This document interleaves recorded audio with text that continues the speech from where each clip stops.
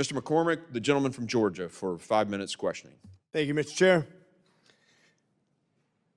Chinese theft of intellectual property in the United States military technology is a major problem. In 2022 report, the Washington Post mapped more than 300 sales over 3 years from U.S. companies producing technology that went directly to Chinese companies involved in CCP, hypersonic, and missile programs.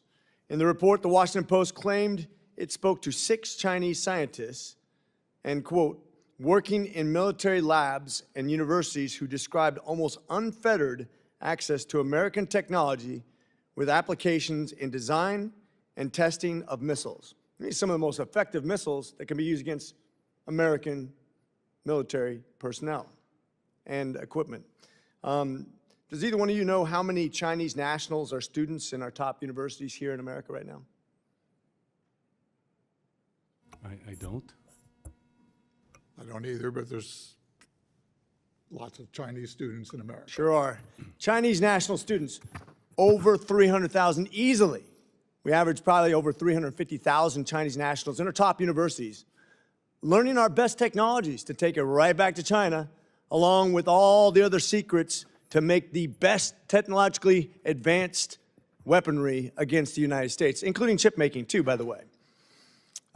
Do we know how many H-1B visas have been issued for Chinese nationals that are currently working in the DoD or protected technologies such as AI here in America? Congressman, well, the answer is I don't have an exact number. I can answer your question. Approximately? I do not know, sir. I can take that back. But Okay. So neither one of you knows. Okay, very good. If you like. I don't know either, but I bet you it's a huge number because it's capped at 7% per country. And I guarantee you where they're putting the applications is to take those exact things that the Chinese national scientists basically said, we have unfettered access to these technologies. I find it somewhat, I didn't ask the question, sir. One second. Okay. Thank you. When we talk about Bureau of Industry and Security and the secrets to get literally waylaced to our military, and I'm military man for 20 years, it worries me that they have missiles and other technologies that could hurt us and lose us a war in the future. We actually have HR 6542, which I hope will be passed soon, that will actually limit Chinese nationals along with Iranian nationals and North Korean nationals and Russian nationals from having H-1Bs that gives us access to the DoD and other protect. I would suggest that your bureaus also work in conjunction with us to limit that access for national security and for our own good. That's just an encouragement. To add to that, the CCP has announced that they're going to take over Taiwan by 2027. Approximately how many in percentage of AI chip production, how much of our AI production is produced over in Taiwan right now? About 85% of the advanced chip production in the world is in Taiwan. For AI, it's about 100%. They produce about 90% of the world's AI chips, the other 10% in Samsung. Well, certainly all NVIDIA. Yeah, so what my point is, if China has unfettered access to our technologies, and now they said they're going to take the one place that we make all of our AI chips overseas, that is extremely concerning. The CHIPS Act did not correct that, by the way. I just want to make sure that the public knows this, that we're not doing anything to protect the most valuable technology and the most transformative technology we've ever had in human history.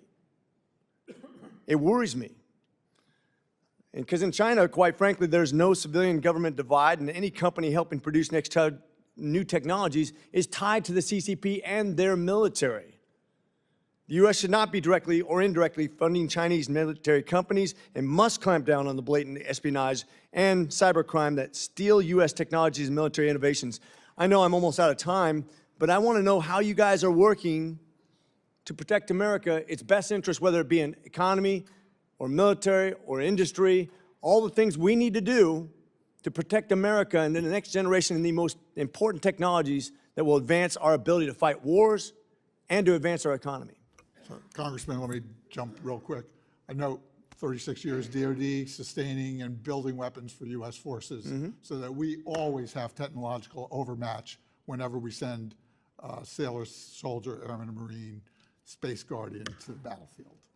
Let me also... We have put sweeping controls on the most advanced chips, the chips that you mentioned made in Taiwan, for artificial intelligence, the future of warfare, and the tools to make those chips to China. We are going to stop the Chinese from being able to use our technology against us.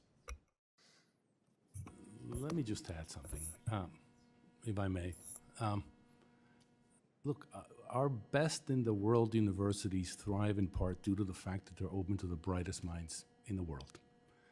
We continue to admit and welcome the vast majority of Chinese students who want to come here to pursue degrees and make tangible contributions in their academic fields, and they can also benefit the U.S. We review every visa in sensitive disciplines that we could impact national security.